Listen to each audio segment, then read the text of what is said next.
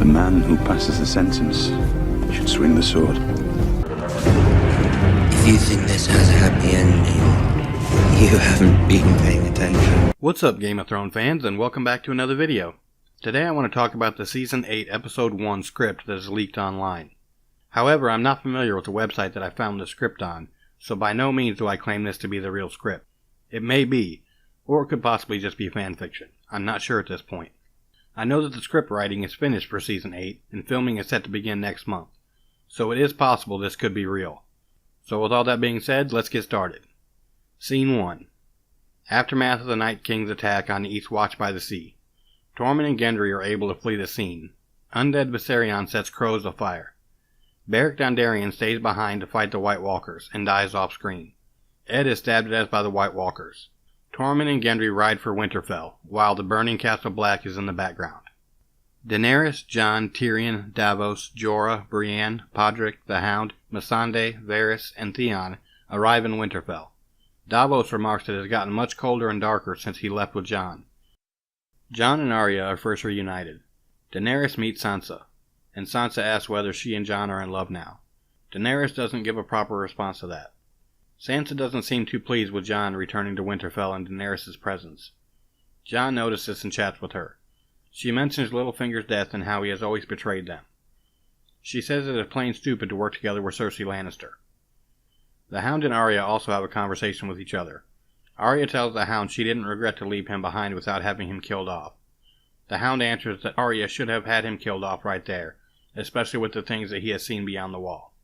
Euron Greyjoy arrives back at King's Landing with the Golden Company and meets up with Cersei Lannister and the commanders of the Golden Company in the throne room. Cersei thanks Euron for having the Cell Swords shipped to King's Landing. Cersei orders the Commander-in-Chief to take Storm's End and to have the army gathered in the fortress. Robert Baratheon once told her that the fortress has stood for many centuries, and she's sure it will keep standing during the long night as well. Since there's no Baratheon holding the castle any longer, it wouldn't be too difficult to just take it themselves. They'll need to protect themselves during the Great War. Later that night, Euron Greyjoy is about to have sex with Cersei Lannister. Euron jokes that she won't miss her brother after she finds out what he can give her. Cersei's face says enough. She isn't too pleased with Euron in her bed. Possible nudity to be seen here. The following morning, Euron leaves with his ship, the Silence, to ferry the sellswords to Storm's End to take the fortress. After he comes back, he tells Cersei he wants to be her king. Inside the Silence, Euron has a conversation with Yara Greyjoy about Queen Cersei. Yara point-blank tells him that she knows he is not interested in being Queen Cersei's pet husband at all. Euron laughs and tells her his good friends from Braavos will take care of that problem soon enough. Daenerys, Jon, Sansa, Tyrion, Davos, Missandei, Sam, Varys, and the Northern Lords, and the Knights of the Vale gather in the Great Hall for Winterfell. Sweet Robin and Jon Royce are also present in the scene. Sam reunites with Jon, and the two share a hug. Jon tells Sam he's glad to have him back. The Northern Lords aren't too pleased to accept Daenerys as their queen. Daenerys defends herself very well, but she doesn't get the support from the North just yet.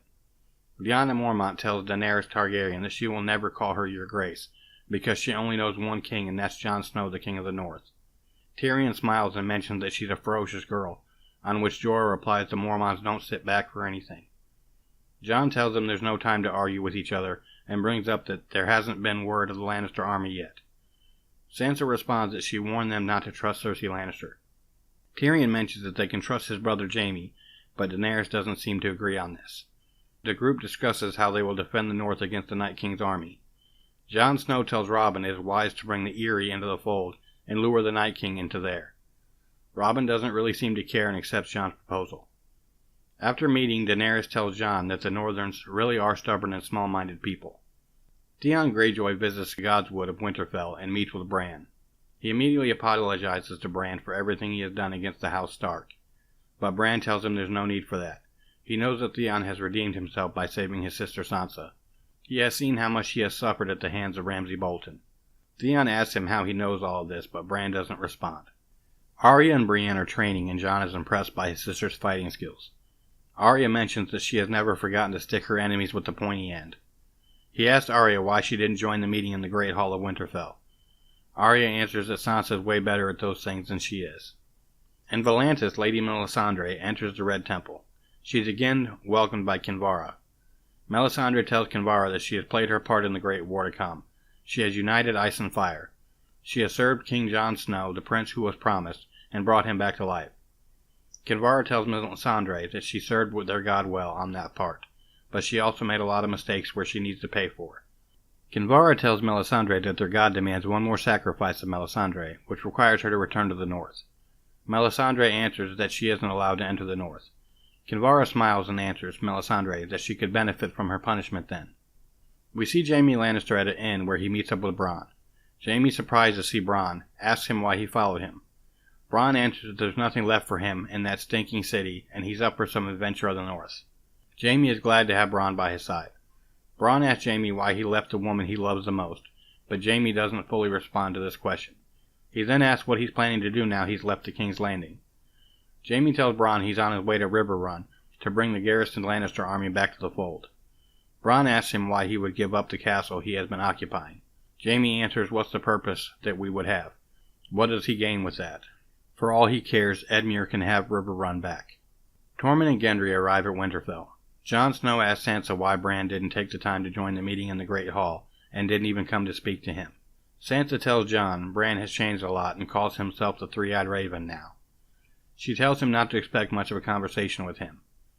Samwell comes in between and tells Jon there's something he and Bran urgently need to tell him. Bran first sees Jon in the Godswood, when he's looking into the past. Jon mentions that he has seen and encountered a warg beyond the wall. Sam responds that Bran is much more than a warg, he's a greenseer. The two inform Jon Snow about his parentage, which Jon doesn't seem to believe at first sight. Bran tells Jon he knows everything about him. He saw him beyond the wall, surrounded by the free folk. He saw him fighting at the Hardhome against the Night King, and he saw how he was stabbed to death by his own men. Jon can't really believe he's a Targaryen. Sam mentions that he's the one with the right claim on the Iron Throne, not Daenerys Targaryen, but Jon, Aegon Targaryen. Well guys, that wraps up this script that is leaked online. Like I said, I can't validate for sure if it's true or not, but I hope you enjoyed watching this video, and don't forget to like this video and subscribe for more. Thanks for watching.